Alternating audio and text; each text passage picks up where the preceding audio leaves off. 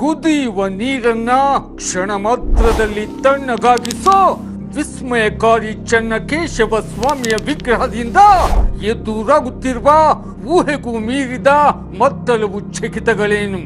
ಇಲ್ಲಿ ನಿಧಿಯನ್ನ ಎತ್ತಲು ಕಳ್ಳರು ಬಂದಾಗ ಆಗಿದ್ದೇನೆಂಬ ಸಂಗತಿಗಳ ಮುಂದುವರೆದ ಭಾಗವೇ ನಮ್ಮ ಇಂದಿನ ಹೀಗೂ ಉಂಟೆ. ಅಂದು ಮಧ್ಯರಾತ್ರಿ ನಿಧಿಯನ್ನ ಎತ್ತಲು ಕಳ್ಳರು ಮಂದಿರಕ್ಕೆ ನುಗ್ಗಿದಾಗ ಒಂದು ವಿಚಿತ್ರ ಎದುರಾಯಿತು, ಒಂದು ಚಕಿತ ಎದುರಾಯಿತು.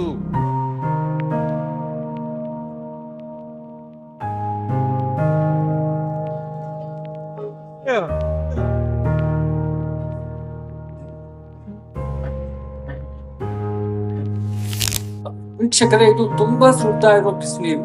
ಈ ತುಂಬಾ ಸುಡ್ತಾ ಇರೋ ಬಿಸಿನೀರನ್ನ ಚೆನ್ನಕೇಶವನ ಬಹು ಅಪರೂಪದ ವಿಗ್ರಹದ ಮೇಲೆ ಹಾಕಿದಾಗ ಏನಾಗುತ್ತೆ ನೋಡಿ.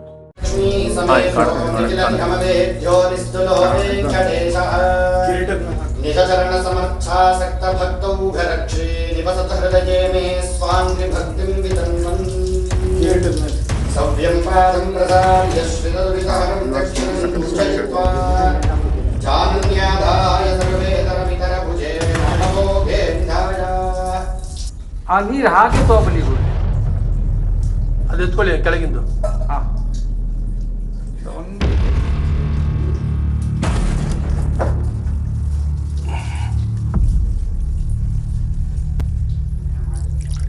ಫುಲ್ ತಣ್ಣಗೆ, ಅನುಮಾನನೇ ಇಲ್ಲ. ಮೇಲ್ಗಡೆ ಬಿಸಿನೀರು ಸುಡು ಬಿಸಿನೀರು ಹಾಕಿದ್ದಾರೆ. ಈ ಕ್ಷಣದಲ್ಲಿ ಆ ನೀರು ಕೆಳಗಡೆ ಬಂದಿದೆ. ಎಷ್ಟು ತಣ್ಣಗಿದೆ ಅಂದ್ರೆ ತುಂಬಾ ತಣ್ಣಗಿದೆ ನೀರು.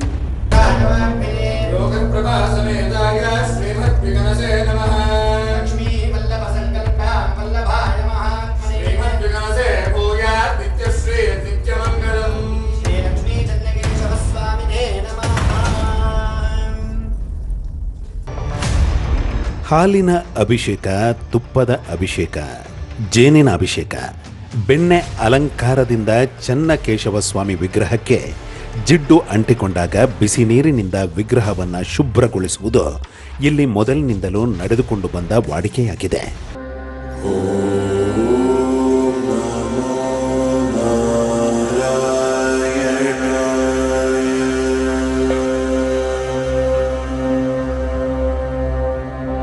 ಆದರೆ ಎಂದಿಗೂ ಇವರಿಗೆ ವಿಗ್ರಹದ ಮೇಲೆ ಹಾಕುವ ಬಿಸಿ ಬಿಸಿ ನೀರು ಏಕಾಏಕಿ ತಣ್ಣಗಾಗಿ ಬಿಡುತ್ತೆಂಬುದು ತಿಳಿದಿರಲಿಲ್ಲ.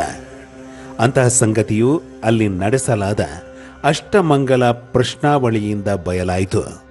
ಮನುಷ್ಯನಿಗೆ ಎದುರಾಗುವ ಎಂತಹುದೇ ವಿಷಮ ಸ್ಥಿತಿಯೂ ಸಹ ವಿಗ್ರಹದಲ್ಲಿನ ಶಕ್ತಿಯಿಂದ ತಣ್ಣಗಾಗಿ ಬಿಡುತ್ತೆಂಬ ಸೂಚನೆಯೂ ಸಿಕ್ಕಿತು.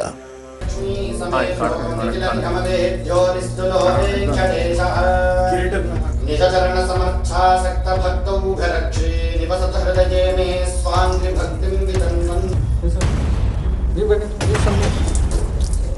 ಬನ್ನಿ ಅಮ್ಮ, ಕೊಡ್ತೀನಿ.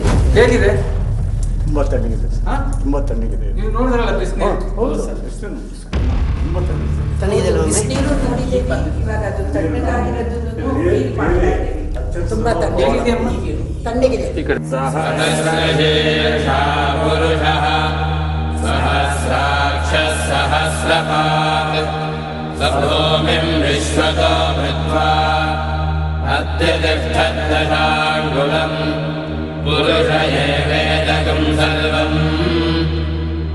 ಬಿಸಿ ಬಿಸಿ ನೀರನ್ನ ಕ್ಷಣ ಮಾತ್ರದಲ್ಲಿ ತಣ್ಣಗಾಗಿಸುವ ಚೆನ್ನಕೇಶವ ಸ್ವಾಮಿಯ ಬಹು ಪುರಾತನವಾದ ವಿಗ್ರಹವಿರುವ ಈ ಮಂದಿರದಲ್ಲಿ ಅಪಾರ ಪ್ರಮಾಣದ ನಿಧಿ ಇದೆ ಅಂತ ಹೇಳಿ ಆ ಒಂದು ಕಳ್ಳರ ತಂಡವು ಇಲ್ಲಿ ದರೋಡೆ ಮಾಡಲು ಮುಂದಾಯಿತು.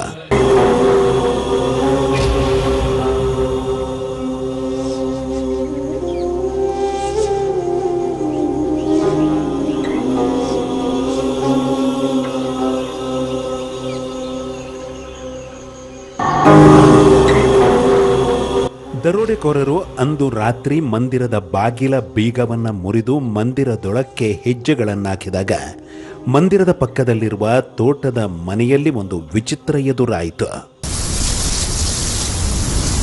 ಅಂದು ರಾತ್ರಿ ದರೋಡೆಕೋರರು ಬೀಗವನ್ನ ಮುರಿದು ಮಂದಿರದೊಳಕ್ಕೆ ಹೆಜ್ಜೆಗಳನ್ನಾಕಿದಾಗ ಮಂದಿರದ ಒಂದು ಬದಿಯಲ್ಲಿರುವ ಮನೆಯಲ್ಲಿ ಎದುರಾದಂತಹ ವಿಚಿತ್ರವಾದರೂ ಏನು ಅಂದರೆ ಮಲಗಿದ್ದ ಗಂಗಮ್ಮನವರಿಗೆ ಯಾರೋ ಬಂದು ಕೆನ್ನೆಗೆ ಹೊಡೆದಂತಾಗಿತ್ತು.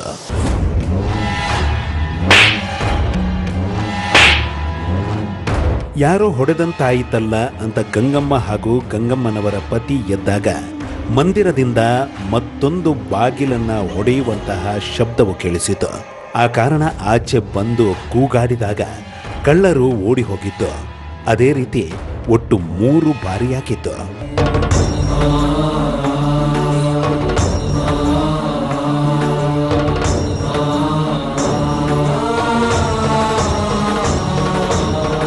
ನನಗೆ ನಿದ್ದೆಯಲ್ಲಿ ಮಂಕೊಂಡಿದ್ರೆ ದೇವಸ್ಥಾನದಾಗ ಕಳ್ತನ ಆಗ್ತಾಯಿದ್ರೆ ಬಂದು ಕೆನ್ನಿಗೆ ರಪ್ಪ ಅಂತ ಹೊಡೆದಂಗೆ ಆಗುತ್ತೆ. ನಿದ್ದೆ ಮಾಡೋಕ್ಕೆ ಕೊಡಲ್ಲ.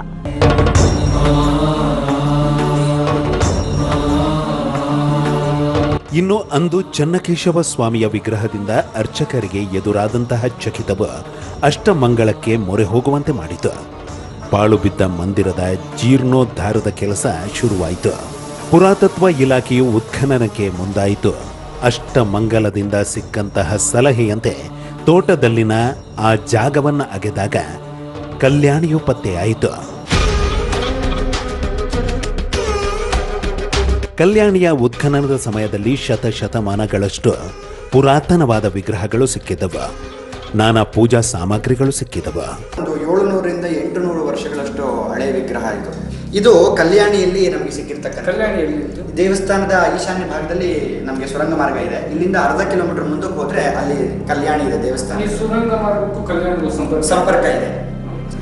ಇದು ಪಾಂಚಜನ್ಯ ಅಂತ ಹೇಳ್ಬಿಟ್ಟು ಅಂದು ಮಾಡಲಾದಂತಹ ಅಷ್ಟಮಂಗಳ ಪ್ರಶ್ನಾವಳಿಯಿಂದ ಮತ್ತೊಂದು ಚಕಿತವು ಬಯಲಾಯಿತು. ಹಾಗೆ ಬಯಲಾದ ಚಕಿತವೇ ಬಹು ಅಪರೂಪವಾದ ಚನ್ನಕೇಶವ ಸ್ವಾಮಿ ವಿಗ್ರಹವಿರುವ ಈ ಮಂದಿರಕ್ಕೂ ಬೇಲೂರಿನ ಚನ್ನಕೇಶವ ಮಂದಿರಕ್ಕೂ ನಂಟು ಇದೆ ಎಂಬುದು.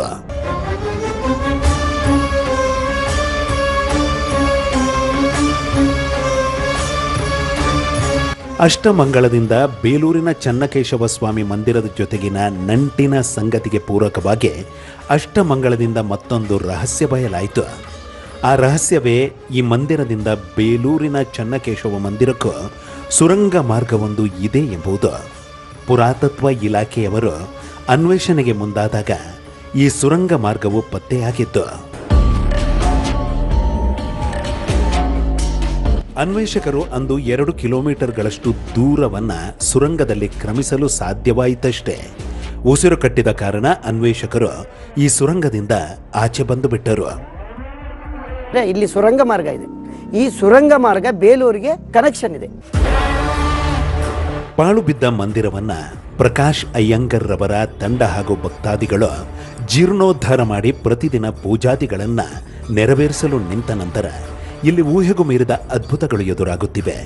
ಅಂತಹ ಅದ್ಭುತಗಳಾದರೂ ಏನು ಅಂದರೆ ಅಷ್ಟಮಂಗಲದಿಂದ ಬಯಲಾಗಿರುವ ಆ ಒಂದು ನಿಯಮವನ್ನ ಇಲ್ಲಿ ಪಾಲಿಸಿದಾಗ ಊಹೆಗೂ ಮೀರಿದ ಚಕಿತಗಳು ಎದುರಾಗುತ್ತಿರುವುದು.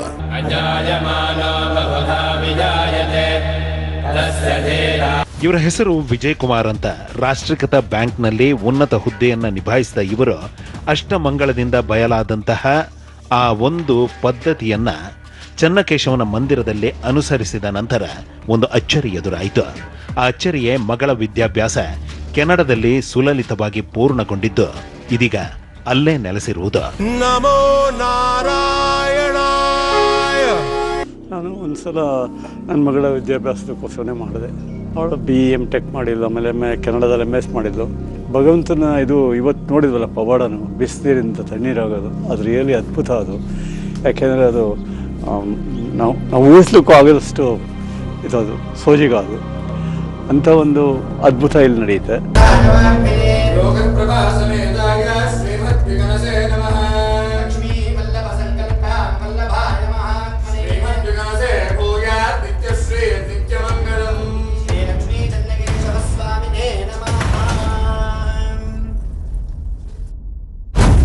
ಕೆಲವೊಮ್ಮೆ ಚನ್ನಕೇಶವ ಸ್ವಾಮಿಯ ಈ ವಿಗ್ರಹವು ಮಾತನಾಡುವಂತಾಗುವ, ಮುಂದೆ ಏನಾಗಬೇಕೆಂಬುದನ್ನು ತಿಳಿಸುವಂತಹ, ಎಚ್ಚರಿಸುವಂತಹ, ಚಕಿತಗಳನ್ನು ಎದುರಾಗಿಸುವಂತಹ ವಿಗ್ರಹವಾಗಿದೆ. ಇನ್ನು ಅಂದು ಮಂದಿರವು ಪಾಳು ಬಿದ್ದು ಪೂಜೆಗಳು ನಿಂತು ಬಿಟ್ಟಿದ್ದಾಗ ಮೈಸೂರಿನಲ್ಲಿ ಕೆಲಸ ಮಾಡುತ್ತಿದ್ದ ಈಗಿನ ಪ್ರಧಾನ ಅರ್ಚಕರಾದ ನರಸಿಂಹ ಪ್ರಸಾದ್ರವರ ಕನಸಲ್ಲಿ ಚನ್ನಕೇಶವರು ಗೋಚರಿಸಲು ನಿಂತರು, ಅಭಯವನ್ನ ನೀಡಲು ನಿಂತರು. ಆನಂತರ ಪ್ರಸಾದ್ರವರು ಕೆಲಸವನ್ನು ಬಿಟ್ಟು ಇಲ್ಲಿಗೆ ಬಂದು ಸೇವೆಗೆ ನಿಂತರು.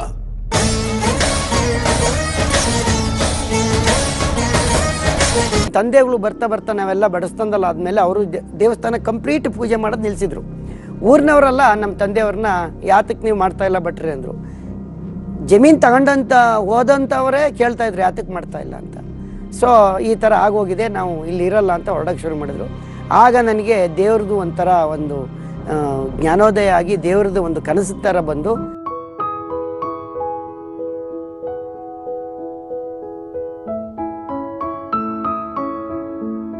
ನರಸಿಂಹ ಪ್ರಸಾದ್ರವರು ಆ ಒಂದು ಪದ್ಧತಿಯನ್ನ ಅನುಸರಿಸಿ ಚನ್ನಕೇಶವ ಸ್ವಾಮಿ ವಿಗ್ರಹದ ಮುಂದೆ ಆ ಒಂದು ಬೇಡಿಕೆಯನ್ನ ಇಟ್ಟ ನಂತರ ಒಂದು ಚಕಿತ ಎದುರಾಯಿತು. ಹಾಗೆ ಎದುರಾದ ಚಕಿತವೇ ಇವರ ಮಗಳ ಮದುವೆಯು ಬೇಲೂರು ಚನ್ನಕೇಶವ ಮಂದಿರದ ಪ್ರಧಾನ ಅರ್ಚಕರ ಮಗನೊಂದಿಗೆ ಆಗಿತ್ತು.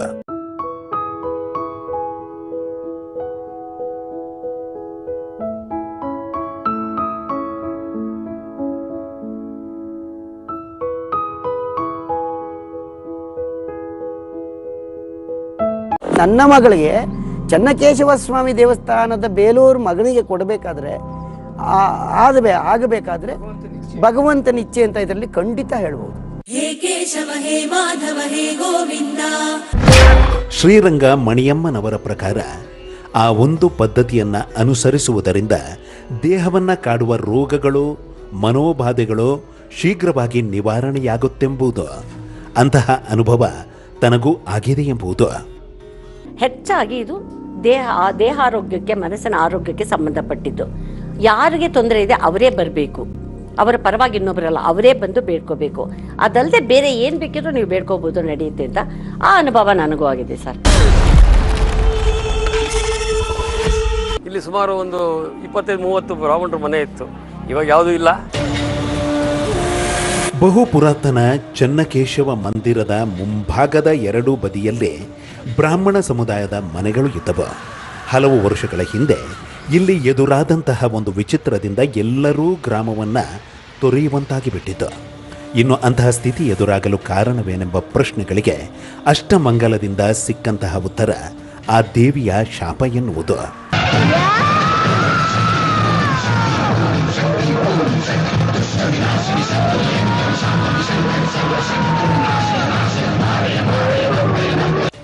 ಇನ್ನು ಹಲವು ವರ್ಷಗಳ ಹಿಂದೆ ಮಂದಿರದ ಮುಂಭಾಗದಲ್ಲಿದ್ದ ಬ್ರಾಹ್ಮಣ ಸಮುದಾಯದವರು ಯಾವ ಕಾರಣಕ್ಕಾಗಿ ಅಲ್ಲಿಂದ ಹೊರಟು ಹೋದರು, ದೇವಿಯ ಆ ಶಾಪವಾದರೂ ಏನು, ಆ ದೇವಿಯಾದರೂ ಯಾರೆಂಬ ಪ್ರಶ್ನೆಗಳಿಗೆ ಅಷ್ಟಮಂಗಲದಿಂದ ಸಿಕ್ಕಂತಹ ಉತ್ತರ ಗ್ರಾಮದ ಹೊರವಲಯದಲ್ಲಿರುವ ಆದಿಶಕ್ತಿ ಅವಸರದಮ್ಮ.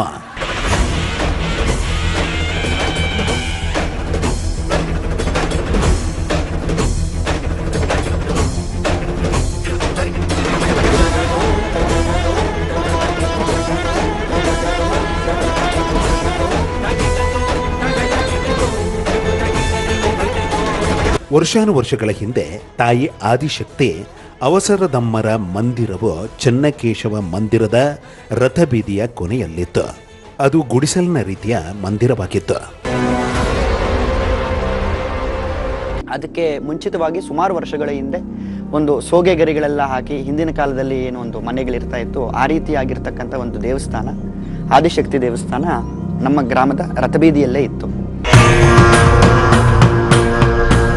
ಅಷ್ಟಮಂಗಲದ ಪ್ರಕಾರ ಗ್ರಾಮದೇವತೆ ತಾಯಿ ಆದಿಶಕ್ತಿ ಅವಸರದಮ್ಮರ ಉತ್ಸವಗಳನ್ನ, ಮೆರವಣಿಗೆಗಳನ್ನ ಇದೇ ಬೀದಿಯಲ್ಲಿ ವಿಜೃಂಭಣೆಯಿಂದ ನಡೆಸಲಾಗುತ್ತಿತ್ತು.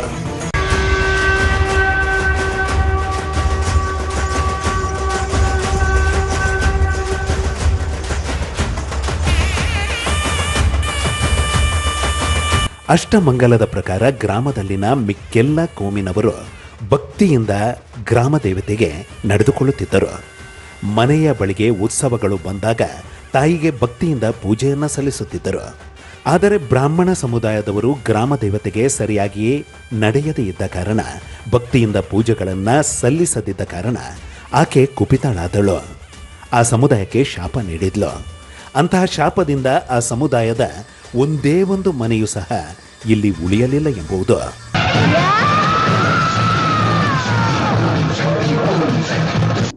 ಹಾಗೆಲ್ಲ ಏನು ಮಾಡ್ತಾ ಇದ್ರು ಅಂದರೆ, ನಮ್ಮ ಬ್ರಾಹ್ಮಣರು ಗ್ರಾಮ ದೇವತೆಗಳಿಗೆ ಅಷ್ಟು ನಡ್ಕೋತಾ ಇರಲಿಲ್ಲ. ಆ ಸಂದರ್ಭದಲ್ಲಿ ದೇವರ ಉತ್ಸವ ಬಂದರೆ ಇತ್ಯಾದಿಗಳೆಲ್ಲ ಆದರೆ ಬಾಗಿಲು ಹಾಕ್ಕೊಂಡು ಬಿಡೋದು, ದೇವರಿಗೆ ಹಣ್ಣು ಕಾಯಿ ನೈವೇದ್ಯ ಕೊಡೋದಲ್ಲೇ ಇರತಕ್ಕಂಥದ್ದು. ಹಾಗೆ ದೇವಿಗೆ ಅಪಮಾನ ಮಾಡ್ಕೊಳ್ತಾ ಬಂದರು. ಇದರಿಂದ ಬೇಜಾರಾದಂಥ ತಾಯಿ ಏನು ಮಾಡ್ತಾಳೆ, ಈ ರಥಬೀದಕ್ಕೆ ಬಂದು ರಥಬೀದಿಯಲ್ಲಿ ಶಾಪ ಕೊಡ್ತಾಳೆ. ಈ ಒಂದು ಗ್ರಾಮದಲ್ಲಿ ಒಂದೇ ಒಂದು ಬ್ರಾಹ್ಮಣನ ಮನೆಯೂ ಇಲ್ದಂಗೆ ನಾನು ಮಾಡ್ತೀನಿ ಅಂತ ಆಕೆ ಶಾಪ ಕೊಡ್ತಾಳೆ.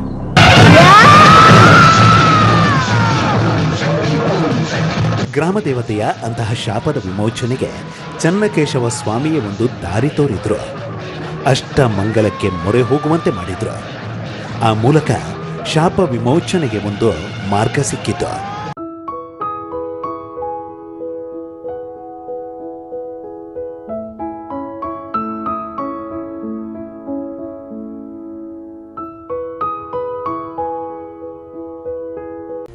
ಇನ್ನು ಅಷ್ಟಮಂಗಲದಿಂದ ಹೊರಹೊಮ್ಮಿರುವ ಆ ಒಂದು ಸರಳ ಸೂತ್ರವು, ಆ ಒಂದು ಸರಳ ಪದ್ಧತಿಯು ಸಹಸ್ರಾರು ಜನರ ಜೀವನದಲ್ಲಿ ಅಚ್ಚರಿಗಳನ್ನು ಎದುರಾಗಿಸಿದೆ. ಕಾಯಿಲೆಗಳನ್ನು ವಾಸಿ ಮಾಡಿದೆ, ಇಚ್ಛೆಗಳನ್ನು ಈಡೇರಿಸಿದೆ. ಅಂತಹ ಎಲ್ಲ ಅಚ್ಚರಿಗಳಿಗೆ ಕಾರಣ ಋಷಿ ಮುನಿಗಳಿಂದ ಪ್ರತಿಷ್ಠಾಪಿಸಲಾಗಿರುವ ಸಾವಿರಾರು ವರ್ಷಗಳಷ್ಟು ಪುರಾತನವಾದ ಚನ್ನಕೇಶವ ಸ್ವಾಮಿಯ ಈ ಸಾಲಿಗ್ರಾಮ ವಿಗ್ರಹ.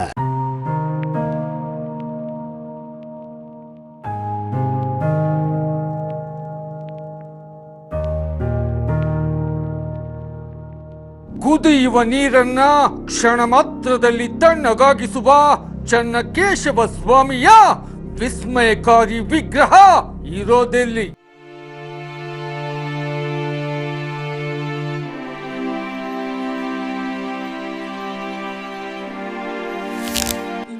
ಬಿಸಿನೀರಿಗೆ ತುಳಸಿ ಹೀಗಾಗಿದೆ, ಇಲ್ಲ ಕಪ್ಪುಗಾಗ್ಬಿಟ್ಟಿದೆ. ಮಂದಿರವು ಸಂಪೂರ್ಣವಾಗಿ ಪಾಳು ಬಿದ್ದಂತಾದಾಗ ಅರ್ಚಕರಿಗೆ ಚಕಿತಗಳನ್ನು ಎದುರಾಗಿಸಿ ಮಂದಿರವನ್ನು ಜೀರ್ಣೋದ್ಧಾರವಾಗುವಂತೆ ಮಾಡಿದ. ಕಳ್ಳರು ಕಣ್ಣ ಹಾಕಲು ಬಂದಾಗ ಚಕಿತಗಳನ್ನು ಎದುರಾಗಿಸಿದ. ಬಿಸಿ ಬಿಸಿ ನೀರನ್ನು ಕ್ಷಣ ಮಾತ್ರದಲ್ಲಿ ತಣ್ಣಗಾಗುವಂತೆ ಮಾಡಿ ಮನುಕುಲವನ್ನು ಅಚ್ಚರಿಗೊಳಿಸುತ್ತಿರುವಂತಹ ಈ ಸ್ವಾಮಿಯ ಕೃಪೆಯಿಂದ ಗ್ರಾಮ ದೇವತೆಯ ಶಾಪ ವಿಮೋಚನೆಗೆ ಒಂದು ಮಾರ್ಗವು ಸಿಕ್ಕಿತು. ಆ ಮಾರ್ಗವೇ ಚನ್ನಕೇಶವ ಸ್ವಾಮಿಯ ದರ್ಶನ ಮಾಡುವವರು ಗ್ರಾಮದ ಹೊರವಲಯದಲ್ಲಿರುವ ಆದಿಶಕ್ತಿ ಅವಸರದಮ್ಮ ಮಾತೆಯ ದರ್ಶನ ಮಾಡುವುದು. ವರ್ಷಾನುವರ್ಷಗಳ ಹಿಂದೆ ತೇರು ಬೀದಿಯಲ್ಲಿ ಇದ್ದ ಈ ಗ್ರಾಮ ದೇವತೆಯ ಮಂದಿರದ ತಾಣದಲ್ಲಿ ಮಾತೆ ಮಹಾಲಕ್ಷ್ಮಿಯ ಮಂದಿರವನ್ನು ಕಟ್ಟುವುದು.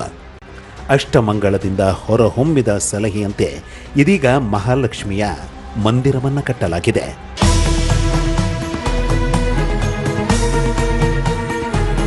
ಇನ್ನು ಮಹಾಲಕ್ಷ್ಮಿಯ ಮಂದಿರವನ್ನ ಇಲ್ಲಿ ಕಟ್ಟಿದ ನಂತರ ಒಂದು ಚಕಿತ ಎದುರಾಗುತ್ತಿದೆ. ಆ ಚಕಿತವೇ ಬ್ರಾಹ್ಮಣ ಸಮುದಾಯದವರು ಇದೀಗ ತೇರಿನ ಬೀದಿಯಲ್ಲಿ ಮತ್ತೆ ಮನೆಗಳನ್ನು ನಿರ್ಮಿಸುತ್ತಿರುವುದು. ಇನ್ನು ಇಷ್ಟಾರ್ಥಗಳ ಸಿದ್ಧಿಗಾಗಿ, ಕಷ್ಟಗಳ ನಿವಾರಣೆಗಾಗಿ ಚನ್ನಕೇಶವ ಸ್ವಾಮಿಯ ಬಳಿ ಅನುಸರಿಸಬೇಕಾದ ಆ ಸರಳ ಸೂತ್ರವಾದರೂ ಏನು ಅಂದರೆ, ಚನ್ನಕೇಶವ ಸ್ವಾಮಿಯನ್ನ ಭಕ್ತಿಯಿಂದ ನೆನೆದು ಒಂದು ತೆಂಗಿನಕಾಯಿಯನ್ನ ಹಿಡಿದು ಮೆಟ್ಟಿಲುಗಳನ್ನು ಹತ್ತುವುದು, ಮಂದಿರಕ್ಕೆ 3 ಪ್ರದಕ್ಷಿಣೆಗಳನ್ನು ಹಾಕುವುದು, ಆನಂತರ ಆ ತೆಂಗಿನಕಾಯಿಯನ್ನ ಚನ್ನಕೇಶವ ಸ್ವಾಮಿಗೆ ಅರ್ಪಿಸುವುದು, ಸ್ವಾಮಿಯನ್ನ ಬೇಡುವುದು.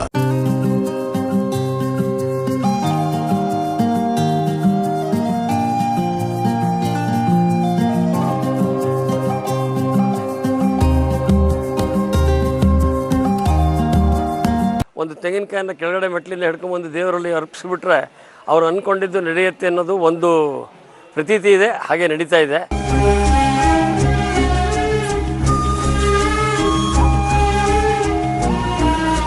ಆರೋಗ್ಯದ ವಿಚಾರದಲ್ಲಿ ನನಗೆ ಅರ್ಚಕರೇ ಈ ಥರ ಆಗಿದೆ, ನನಗೆ ದೇವರ ದಯೆ ಇದೆ, ನಾನು ಎಲ್ಲ ಜಾಗದಲ್ಲೂ ಹೋಗಿ ಬಂದು ಈ ಥರ ಆಗೋಗಿದೆ, ನಿಮಗೆ ಯಾರೋ ನನಗೆ ಈ ವಿಚಾರ ತಿಳಿಸಿದ್ದಾರೆ ಅಂತ ಹೇಳಿ ಇಲ್ಲಿ ಬಂದು ಅವರು ಪೂರ್ಣ ಫಲವನ್ನು ಇಟ್ಟು ದೇವರಲ್ಲಿ ಬೇಡ್ಕೊಂಡು ಹೋದಂಥ ತುಂಬ ಭಕ್ತರುಗಳಿಗೆ ಈ ಊರಲ್ಲೇ ತುಂಬ ಭಕ್ತರುಗಳು ಆ ವಿಚಾರವಾಗಿ ಅವರಿಗೆ ಆರೋಗ್ಯ ಒಳ್ಳೆಯದಾಗಿ ಅವರ ಅನುಭವಗಳನ್ನ ಹೇಳಿ ಅವರು ಪ್ರತಿನಿತ್ಯ ಇಲ್ಲಿ ನಡ್ಕೊಳ್ತಾ ಇದ್ರು.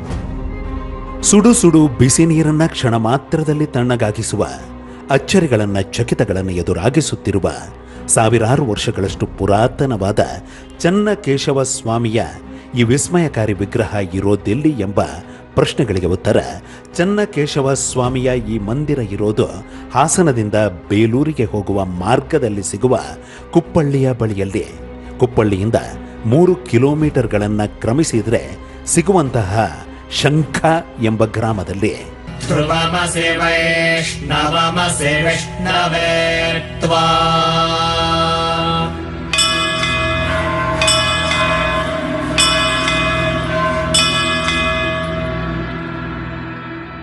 ಹಾಸನದಿಂದ ಬೇಲೂರಿಗೆ ಹೋಗುವ ಮಾರ್ಗದಲ್ಲಿ ಸಿಗುವ ಕುಪ್ಪಳ್ಳಿಯ ಬಳಿ ಇರುವ ಶಂಕ ಎಂಬ ಗ್ರಾಮದಲ್ಲಿರುವ ಸಾವಿರಾರು ವರ್ಷಗಳಷ್ಟು ಪುರಾತನವಾದ ಚನ್ನಕೇಶವ ಸ್ವಾಮಿ ಮಂದಿರವು ಸದಾ ಅಚ್ಚರಿಗಳು ಎದುರಾಗುವಂತಹ ತಾಣವಾಗಿದೆ.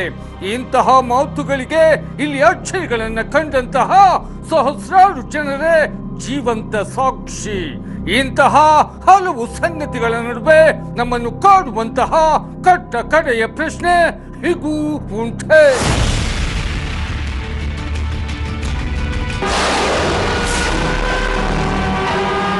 ನಮಸ್ಕಾರ. ಇವತ್ತು ನಾವು ಒಂದು ತುಂಬಾನೇ ಆಸಕ್ತಿಕರವಾದ ವಿಷಯದ ಬಗ್ಗೆ ಮಾತಾಡೋಣ. ಹೌದು, ಹಾಸನ ಜಿಲ್ಲೆಯ ಶಂಕ ಅನ್ನೋ ಒಂದು ಪುಟ್ಟ ಗ್ರಾಮ. ಅಲ್ಲಿರೋ ಒಂದು ಪುರಾತನ ಚನ್ನಕೇಶವ ಸ್ವಾಮಿ ದೇವಸ್ಥಾನದ ಬಗ್ಗೆ ಅಲ್ವಾ? ಹೌದು. ಇದ್ರ ಬಗ್ಗೆ ನಾವು, ಆಮೇಲೆ ಅಲ್ಲಿನ ಜನರ ಅನುಭವಗಳು, ಇವೆಲ್ಲವನ್ನು ಆಧರಿಸಿ ಒಂದು ಆಳವಾದ ಚರ್ಚೆ ಮಾಡೋಣ ಅಂತ. ಖಂಡಿತ. ಮುಖ್ಯವಾಗಿ ಸಾವಿರಾರು ವರ್ಷ ಹಳೆಯದು ಅಂತ ಹೇಳಲಾಗೋ ಈ ದೇವಸ್ಥಾನದಲ್ಲಿ ಕೆಲವು ವಿಸ್ಮಯಗಳು ನಡೀತವೆ ಅಂತಾರೆ. ಹೌದು, ಕುದಿಯೋ ನೀರು ತಣ್ಣಗಾಗೋದು, ಆಮೇಲೆ ದೇವಿಯ ಶಾಪದ ಕಥೆ. ಎಕ್ಸಾಕ್ಟ್ಲಿ. ಆ ಶಾಪದಿಂದ ಒಂದು ಸಮುದಾಯವೇ ಊರ್ಬಿಟ್ಟು ಹೋಯ್ತು ಅಂತಾರೆ. ಸೊ ಈ ಎಲ್ಲದರ ಸತ್ಯಾಸತ್ಯತೆ ಏನು ಅಂತ ನೋಡೋಣ. ಸರಿ, ಬನ್ನಿ. ಮೊದಲು ಎಲ್ಲರನ್ನೂ ಚಕಿತಗೊಳಿಸೋ ಆ ವಿಷಯದಿಂದಾನೇ ಶುರು ಮಾಡೋಣವಾ? ಬಿಸಿ ನೀರಿನ ವಿಷಯನ? ಹೌದು.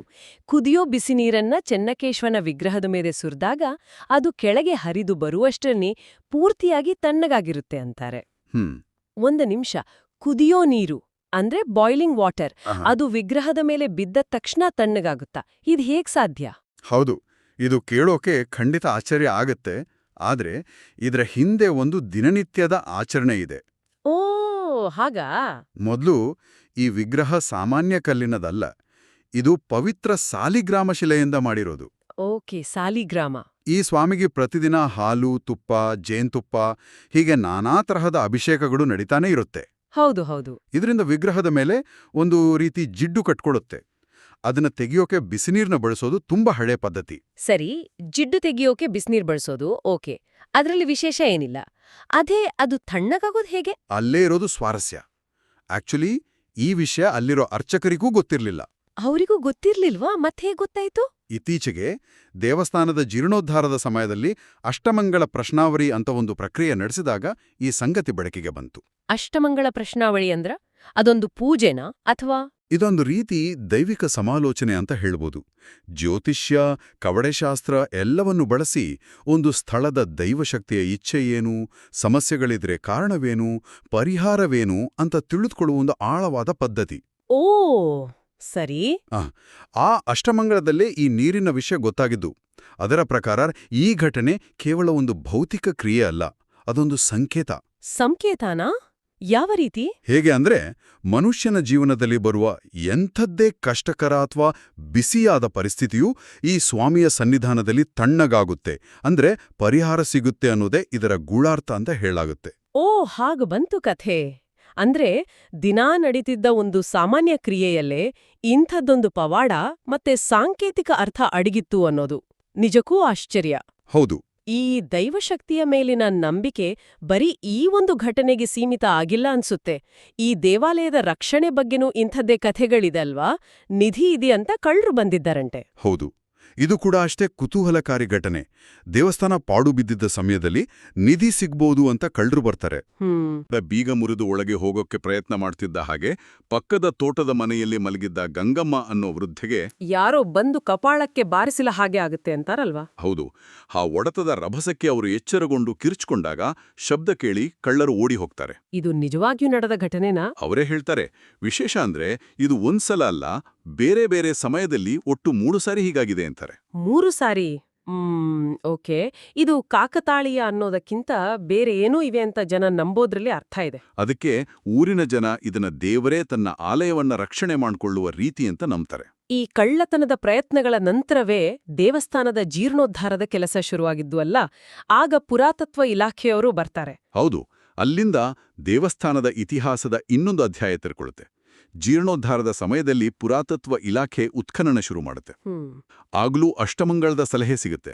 ದೇವಾಲಯದ ಆವರಣದಲ್ಲಿ ತೋಟದ ಒಂದು ನಿರ್ದಿಷ್ಟ ಜಾಗವನ್ನ ಅಗೀರಿ ಅಂತ ಸೂಚನೆ ಬರುತ್ತೆ. ಅದಂತೆ ಅಗೆದಾಗ ಅಲ್ಲಿ ಒಂದು ಕಲ್ಯಾಣಿ ಅಂದ್ರೆ ದೇವಸ್ಥಾನದ ಪುಷ್ಕರಿಣಿ ಪತ್ತೆಯಾಗುತ್ತೆ. ಅಂದ್ರೆ ಇಷ್ಟು ವರ್ಷಗಳ ಕಾಲ ಆ ಕಲ್ಯಾಣಿ ಮಣ್ಣಿನಡಿಯಲ್ಲಿ ಮುಚ್ಚಿ ಹೋಗಿತ್ತಾ?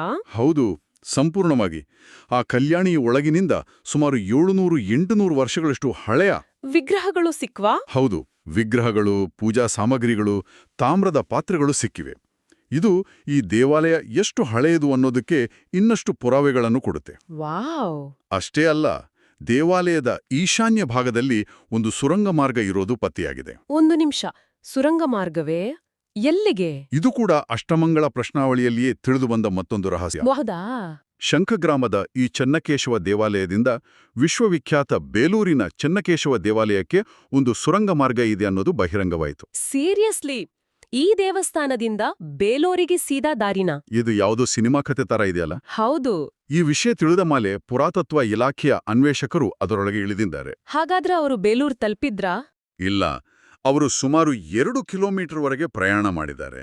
ಆದರೆ ಮುಂದೆ ಹೋಗ್ತಿದ್ದಾಗೆ ಆಮ್ಲಜನಕದ ಕೊರತೆಯಿಂದ ಉಸಿರುಗಟ್ಟುವ ವಾತಾವರಣ ನಿರ್ಮಾಣವಾಗಿದೆ. ಓ, ಹಾಗಾಗಿ ಅನಿವಾರ್ಯವಾಗಿ ಅವರು ಅಲ್ಲಿಂದ ವಾಪಸ್ ಬರ್ಬೇಕಾಯ್ತು. ಹೌದು. ಆ ಸುರಂಗದ ರಹಸ್ಯ ಇವತ್ತಿಗೂ ಪೂರ್ತಿಯಾಗಿ ಬಯಲಾಗಿಲ್ಲ. ಅದ್ಭುತ. ಒಂದರ ಹಿಂದೊಂದು ರಹಸ್ಯಗಳು. ಬಿಸಿನೀರಿನ ಪವಾಡ, ಕಳ್ಳರನ್ನು ಓಡಿಸಿದ ದೈವಶಕ್ತಿ, ಮಣ್ಣಿನಡಿ ಸಿಕ್ಕ ಕಲ್ಯಾಣಿ, ಈಗ ಬೇಲೂರಿಗೆ ಹೋಗೋ ನಿಗೂಢ ಸುರಂಗ. ಇವೆಲ್ಲದರ ಜೊತೆಗೆ ಇಲ್ಲಿಗೆ ಬರೋ ಭಕ್ತರ ವೈಯಕ್ತಿಕ ಅನುಭವಗಳು ಈ ದೇವಸ್ಥಾನದ ಮಹತ್ವವನ್ನು ಹೆಚ್ಚಿಸಿವೆ ಅನ್ಸುತ್ತೆ. ಖಂಡಿತ. ಜನರ ಅನುಭವಗಳೇ ಯಾವುದೇ ಕ್ಷೇತ್ರದ ಶಕ್ತಿಯನ್ನು ಜೀವಂತವಾಗಿಡೋದು. ಹೌದು. ಉದಾಹರಣೆಗೆ ವಿಜಯ್ ಕುಮಾರ್ ಅನ್ನೋ ರಾಷ್ಟ್ರೀಕೃತ ಬ್ಯಾಂಕಿನ ನಿವೃತ್ತ ಉದ್ಯೋಗಿಯೊಬ್ಬರ ಅನುಭವ. ಅವರ ಮಗಳು ಕೆನಡಾದಲ್ಲಿ ಓದೋಕೆ ಹೋಗ್ಬೇಕಿತ್ತು. ವೀಸಾ ಇತ್ಯಾದಿ ಸಮಸ್ಯೆಗಳಿದ್ದು ಅಂತ. ಹೌದು. ಆಗ ಅವರು ಅಷ್ಟಮಂಗಳದಲ್ಲಿ ಹೇಳಿದ ಒಂದು ನಿರ್ದಿಷ್ಟ ಪದ್ಧತಿಯನ್ನ ಅನುಸರಿಸ್ತಾರೆ. ಆಶ್ಚರ್ಯ ಅಂದ್ರೆ ಅದರ ನಂತರ ಅವರ ಮಗಳ ವಿದ್ಯಾಭ್ಯಾಸಕ್ಕೆ ಇದ್ದ ಎಲ್ಲ ಅಡೆತಡೆಗಳು ನಿವಾರಣೆಯಾಗಿ ಅವರು ಕೆನಡಾಗೆ ಹೋಗಿ ಈಗ ಅಲ್ಲೇ ಉದ್ಯೋಗ ಪಡೆದು ನೆಲೆಸಿದ್ದಾರೆ. ಇಂಥ ವೈಯಕ್ತಿಕ ನಂಬಿಕೆಗಳನ್ನ ತರ್ಕದಿಂದ ಅಳೆಯೋದು ಕಷ್ಟ. ಇದೇ ತರಹ ದೇವಾಲಯದ ಈಗಿನ ಪ್ರಧಾನ ಅರ್ಚಕರ ಕಥೆಯೋ ಇದೆಯಲ್ವಾ? ಹೌದು, ನರಸಿಂಹ ಪ್ರಸಾದ್ ಅಂತ. ದೇವಾಲಯ ಸಂಪೂರ್ಣವಾಗಿ ಪಾಳು ಬಿದ್ದಿದ್ದಾಗ ಅವರು ಮೈಸೂರಿನಲ್ಲಿ ಬೇರೆ ಕೆಲಸದಲ್ಲಿದ್ರು. ಆಗ ಒಂದು ದಿನ ಅವರ ಕನಸಿನಲ್ಲಿ ಚೆನ್ನಕೇಶವ ಸ್ವಾಮಿ ಕಾಣಿಸ್ಕೊಂಡು, ನೀನ್ ಯಾಕಿಲ್ಲಿದ್ಯಾ? ಅಲ್ಲಿ ನನ್ನನ್ನು ನೋಡಿಕೊಳ್ಳೋರು ಯಾರೂ ಇಲ್ಲ, ಬಾ ಅಂತ ಹೇಳಿ ಅಭಯ ನೀಡಿದ್ರಂತೆ. ಆ ಕನಸಿನಿಂದ ಪ್ರೇರಿತರಾಗಿ ಅವರು ತಮ್ಮ ಕೆಲಸ, ಜೀವನ ಎಲ್ಲವನ್ನೂ ಬಿಟ್ಟು ಈ ಪುಟ್ಟ ಗ್ರಾಮಕ್ಕೆ ಬಂದು ಸೇವೆ ಶುರು ಮಾಡಿದ್ರು. ಹೌದು. ಅದ್ರಲ್ಲೂ ಅದೇ ಅರ್ಚಕರ ಮಗಳ ಮದುವೆ ಬೇಲೂರಿನ ಚೆನ್ನಕೇಶವ ದೇವಸ್ಥಾನದ ಪ್ರಧಾನ ಅರ್ಚಕರ ಮಗನ ಜೊತೆನೇ ನಿಶ್ಚಯ ಆಗಿದ್ದು ಇನ್ನೊಂದು ವಿಶೇಷ. ಹೌದು. ಇದನ್ನ ಕೇವಲ ಕಾಕತಾಳೀಯ ಅನ್ಬೇಕೋ ಅಥವಾ ಎರಡೂ ದೇವಾಲಯಗಳ ನಡುವಿನ ದೈವಿಕ ನಂಟು ಅನ್ಬೇಕೋ ಅದು ಅವರವರ ನಂಬಿಕೆಗೆ ಬಿಟ್ಟಿದ್ದು. ಆ ಸುರಂಗ ಮಾರ್ಗದ ಕಥೆಗೂ ಈ ಕೌಟುಂಬಿಕ ಸಂಬಂಧಕ್ಕೂ ಏನೋ ಒಂದು ಅದೃಶ್ಯ ನಂಟಿವೆ ಅಂತಾನೆ ಜನ ಭಾವಿಸ್ತಾರಲ್ವಾ? ಖಂಡಿತ. ಆರೋಗ್ಯದ ವಿಷಯದಲ್ಲೂ ಇಲ್ಲಿನ ನಂಬಿಕೆಗಳು ಬಲವಾಗಿವೆ. ಶ್ರೀರಂಗಮಣಿಯಮ್ಮ ಅನ್ನೋ ಭಕ್ತೆಯೊಬ್ರು ಹೇಳೋ ಪ್ರಕಾರ ಇಲ್ಲಿ ಒಂದು ಸರಳವಾದ ಪದ್ಧತಿ ಇದೆ. ಏನದು ಪದ್ಧತಿ? ತುಂಬಾನೇ ಸರಳ. ಯಾರಿಗೆ ಸಮಸ್ಯೆ ಇದೆಯೋ ಅವರೇ ಖುದ್ದಾಗಿ ಬರಬೇಕು. ಅವರ ಪರವಾಗಿ ಬೇರೆಯವರು ಬಂದು ಬೇಡ್ಕೊಂಡ್ರೆ ಫಲಿಸುವುದಿಲ್ಲ ಅನ್ನೋದು ಒಂದು ನಿಯಮ. ಓಕೆ. ಅವರು ಒಂದು ತೆಂಗಿನಕಾಯಿಯನ್ನ ಕೈಯಲ್ಲಿ ಹಿಡಿದು ದೇವಾಲಯದ ಮೆಟ್ಲುಗಳನ್ನ ಹತ್ತಬೇಕು. ನಂತರ ದೇವಸ್ಥಾನಕ್ಕೆ 3 ಪ್ರದಕ್ಷಿಣೆ ಹಾಕಿ ಆ ತೆಂಗಿನಕಾಯಿಯನ್ನ ದೇವರಿಗೆ ಅರ್ಪಿಸಿ ತಮ್ಮ ಇಷ್ಟಾರ್ಥವನ್ನ ಹೇಳ್ಕೊಳ್ಬೇಕು. ಹೌದು. ಇಷ್ಟು ಮಾಡಿದ್ರೆ ಸಾಕು. ಅಂದ್ಕೊಂಡಿದ್ದು ನೆರವೇರುತ್ತೆ ಅನ್ನೋದು ಇಲ್ಲಿನ ನಂಬಿಕೆ. ಇದು ಭಕ್ತರ ವೈಯಕ್ತಿಕ ನಂಬಿಕೆಗಳಾದರೆ ಇನ್ನೊಂದು ಕಡೆ ಒಂದು ಇಡೀ ಸಮುದಾಯದ ಕಥೆಯೂ ಈ ದೇವಾಲಯದ ಜೊತೆ ಸೇರ್ಕೊಂಡಿದೆ. ಆ ದೇವಿಯ ಶಾಪದ ಕಥೆ. ಹೌದು. ಒಂದು ಕಾಲದಲ್ಲಿ ದೇವಸ್ಥಾನದ ರಥಬೀದಿಯಲ್ಲಿ ಸುಮಾರು 25-30 ಬ್ರಾಹ್ಮಣರ ಮನೆಗಳಿದ್ವಂತೆ. ಆದರೆ ಇವತ್ತು ಅಲ್ಲಿ ಒಂದೇ ಒಂದು ಮನೆಯೂ ಇಲ್ಲ. ಯಾಕೆ? ಈ ಪ್ರಶ್ನೆಗೆ ಉತ್ತರ ಸಿಕ್ಕಿದ್ದು ಕೂಡ ಅಷ್ಟಮಂಗಳದಲ್ಲೇ. ಹೌದು. ಉತ್ತರ ದೇವಿಯ ಶಾಪ ಅಂತ. ಹೌದು. ಈ ಕಥೆಯ ಹಿನ್ನೆಲೆ ಗ್ರಾಮದೇವತೆಯಾದ ಆದಿಶಕ್ತಿ ಅವಸರದಮ್ಮನಿಗೆ ಸಂಬಂಧಿಸಿದ್ದು. ಓಕೆ. ಹಿಂದೆ ಈ ದೇವಿಯ ಗುಡಿ ಚೆನ್ನಕೇಶವ ದೇವಾಲಯದ ರಥಬೀದಿಯಲ್ಲೇ ಇತ್ತು. ಗ್ರಾಮದ ಬೇರೆ ಸಮುದಾಯದವರೆಲ್ಲರೂ ದೇವಿಯ ಜಾತ್ರೆ, ಉತ್ಸವದಲ್ಲಿ ತುಂಬ ಭಕ್ತಿಯಿಂದ ಭಾಗವಹಿಸ್ತಿದ್ರು. ಆದರೆ ಬ್ರಾಹ್ಮಣ ಸಮುದಾಯದವರು? ಆಕರಗಳು ಹೇಳೋ ಪ್ರಕಾರ ಬ್ರಾಹ್ಮಣ ಸಮುದಾಯದವರು ಗ್ರಾಮ ದೇವತೆಯ ಉತ್ಸವ ಬಂದಾಗ ತಮ್ಮ ಮನೆಗಳ ಬಾಗಿಲುಗಳನ್ನು ಹಾಕಿಕೊಳ್ಳೋದು, ಪೂಜೆ ಸಲ್ಲಿಸದೆ ಅಗೌರವ ತೋರೋದು ಮಾಡ್ತಿದ್ರಂತೆ. ಇದರಿಂದ ಕುಪಿತಳಾದ ಗ್ರಾಮ ದೇವತೆ ಈ ರಥಬೀದಿಯಲ್ಲಿ ಒಂದೊಂದು ಬ್ರಾಹ್ಮಣರ ಮನೆಯೂ ಉಳಿಯದಂತೆ ಮಾಡುತ್ತೇನೆ ಅಂತ ಶಾಪ ಕೊಟ್ಲು ಎನ್ನಲಾಗುತ್ತೆ. ಅದರ ನಂತರ ಒಂದೊಂದೇ ಕುಟುಂಬ ಸಂಕಷ್ಟಕ್ಕೆ ಸಿಲುಕಿ ಆ ಸ್ಥಳವನ್ನು ತೊರೆದು ಹೋದವು ಅಂತ ಕಥೆ ಹೇಳುತ್ತೆ. ಹೌದು. ಅಂದ್ರೆ ಇದೊಂದು ಸಾಮಾಜಿಕ ಸಂಘರ್ಷದ ಕಥೆಯನ್ನು ತನ್ನೊಳಗೆ ಇಟ್ಕೊಂಡಿದೆ. ಹಾಗಾದ್ರೆ ಆ ಶಾಪಕ್ಕೆ ವಿಮೋಚನೆಯೇ ಇರ್ಲಿಲ್ವಾ? ಅದಕ್ಕೂ ಪರಿಹಾರವನ್ನು ಚೆನ್ನಕೇಶವ ಸ್ವಾಮಿಯೇ ಅಷ್ಟಮಂಗಳದ ಮೂಲಕ ಸೂಚಿಸಿದ್ದಾರೆ. 2 ಪರಿಹಾರ ಕ್ರಮಗಳನ್ನ ಹೇಳಲಾಗಿದೆ. ಏನೇನು? ಮೊದಲನೇದು, ಚೆನ್ನಕೇಶವನ ದರ್ಶನಕ್ಕೆ ಬರುವ ಭಕ್ತರು ಗ್ರಾಮದ ಹೊರವಲಯದಲ್ಲಿರುವ ಆದಿಶಕ್ತಿ ಅವಸರದಮ್ಮನ ದೇವಸ್ಥಾನಕ್ಕೂ ತಪ್ಪದೇ ಹೋಗಿ ಆ ತಾಯಿಯ ದರ್ಶನವನ್ನು ಪಡೆಯಬೇಕು. ಇದು ಒಂದು ರೀತಿಯಲ್ಲಿ ಸಮುದಾಯಗಳ ನಡುವಿನ ಸಾಮರಸ್ಯದ ಸಂಕೇತದ ಹಾಗೆ ಕಾಣಿಸುತ್ತೆ. ಇನ್ನು 2ನೇ ಪರಿಹಾರ ಏನು? ಎರಡನೆಯದು, ಹಿಂದೆ ಗ್ರಾಮದೇವತೆಯ ಗುಡಿ ರಥಬೀದಿಯ ಯಾವ ಜಾಗದಲ್ಲಿತ್ತೋ ಅದೇ ಜಾಗದಲ್ಲಿ ಮಾತೆ ಮಹಾಲಕ್ಷ್ಮಿಯ ಮಂದಿರವನ್ನ ಕಟ್ಟಬೇಕು ಅನ್ನೋದು. ಯಾಕಂದ್ರೆ ಗ್ರಾಮದೇವತೆ ಮತ್ತು ಮಹಾಲಕ್ಷ್ಮಿ ಇಬ್ರು ಶಕ್ತಿಯ ಸ್ವರೂಪವೇ ಆಗಿರೋದ್ರಿಂದ ಅಂತಾನಾ? ಹೌದು. ಇದು ದೇವಿಯ ಕೋಪವನ್ನು ಶಾಂತಗೊಳಿಸುತ್ತೆ ಅನ್ನೋ ನಂಬಿಕೆ. ಅಷ್ಟಮಂಗಳದ ಈ ಸಲಹೆಯಂತೆ ಈಗ ಆ ಜಾಗದಲ್ಲಿ ಮಹಾಲಕ್ಷ್ಮಿ ದೇವಾಲಯವನ್ನ ಕಟ್ಟಲಾಗಿದೆ. ಇದರ ನಂತರ ಒಂದು ನಿಜಕ್ಕೂ ಅಚ್ಚರಿಯ ಬೆಳವಣಿಗೆಯಾಗಿದೆ ಅಂತಾರೆ. ಹೌದು. ಅದೇನು?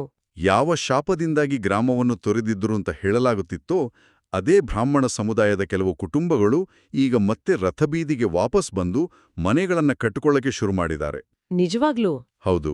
ಇದು ಶಾಪ ವಿಮೋಚನೆ ಆಗಿದೆ ಅನ್ನೋದಕ್ಕೆ ಇದಕ್ಕಿಂತ ದೊಡ್ಡ ಸಾಕ್ಷಿ ಬೇಕಿಲ್ಲ ಅಂತ ಸ್ಥಳೀಯರು ಬಲವಾಗಿ ನಂಬಿದ್ದಾರೆ. ಕೇವಲ ಪವಾಡಗಳ ಪಟ್ಟಿ ಮಾಡುವುದಕ್ಕಿಂತ ಇವೆಲ್ಲವೂ ಒಟ್ಟಾಗಿ ಏನನ್ನು ಸೂಚಿಸುತ್ತವೆ ಅನ್ನೋದು ಹೆಚ್ಚು ಆಸಕ್ತಿದಾಯಕ. ಪಾಳು ಬಿದ್ದಿದ್ದ ಒಂದು ದೇವಸ್ಥಾನ, ಊರು ಬಿಟ್ಟು ಹೋದ ಸಮುದಾಯ, ಅಷ್ಟಮಂಗಳದ ಮೂಲಕ ಇದೆಲ್ಲದಕ್ಕೂ ಒಂದು ಕತೆ ಸಿಕ್ಕಿ ಆ ಇಡೀ ಗ್ರಾಮವೇ ಪುನರುಜ್ಜೀವನಗೊಳ್ಳುತ್ತಿರುವ ಹಾಗೆ ಕಾಣಿಸ್ತಿದೆ. ಹೌದು. ಹಾಸನ ಬೇಲೂರು ಮಾರ್ಗದಲ್ಲಿ ಕುಪ್ಪಳ್ಳಿಯ ಹತ್ತಿರ ಇರೋ ಶಂಕ ಗ್ರಾಮದ ಈ ಚೆನ್ನಕೇಶವ ದೇವಾಲಯ ಕೇವಲ ಒಂದು ಪೂಜಾ ಸ್ಥಳ ಅಲ್ಲ.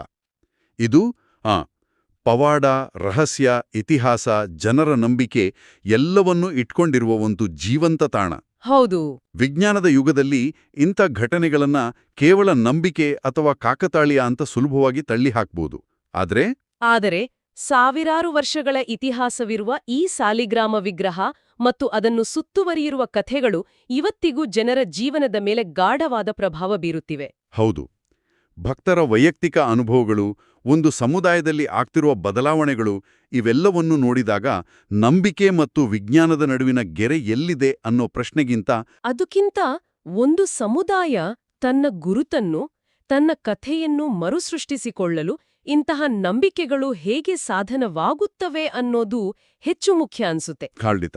ಇಲ್ಲಿ ಕಥೆಗಳು ಕೇವಲ ಕಥೆಗಳಾಗಿ ಉಳಿದಿಲ್ಲ, ಅವು ವಾಸ್ತವದ ಮೇಲೆ ಪರಿಣಾಮ ಬೀರ್ತಿದವೆ. ಊರು ಬಿಟ್ಟವರು ವಾಪಸ್ ಬರ್ತಿದ್ದಾರೆ, ಪಾಳು ಬಿದ್ದ ದೇವಸ್ಥಾನಕ್ಕೆ ಮತ್ತೆ ಜೀವಕಳೆ ಬಂದಿದೆ. ಸಾವಿರಾರು ವರ್ಷಗಳಿಂದ ನಡೆದುಕೊಂಡು ಬಂದಿರುವ ನಂಬಿಕೆಗಳು ಇಂದಿನ ತರ್ಕಕ್ಕೆ ನಿಲುಕದ ವಿಸ್ಮಯಗಳನ್ನು ಹುಟ್ಟುಹಾಕಿದಾಗ ಅದನ್ನ ಹೇಗೆ ಅರ್ಥ ಮಾಡಿಕೊಳ್ಳಬೇಕು? ಬಹುಶಃ ಉತ್ತರ ಹುಡುಕುವುದಕ್ಕಿಂತ ಆ ನಂಬಿಕೆಗಳು ಒಂದು ಸಮುದಾಯದ ಮೇಲೆ ಬೀರುವ ಸಕಾರಾತ್ಮಕ ಪರಿಣಾಮವನ್ನು ಗಮನಿಸುವುದೇ ಹೆಚ್ಚು ಅರ್ಥಪೂರ್ಣವೇನೋ. ಹೌದು. ಈ ಘಟನೆಗಳು ನಿಜಕ್ಕೂ ಹೀಗೂ ಉಂಟೇ ಎಂಬ ಪ್ರಶ್ನೆಯನ್ನು ನಮ್ಮೆಲ್ಲರ ಮನಸ್ಸಿನಲ್ಲಿ ಉಳಿಸಿ ಹೋಗ್ತವೆ.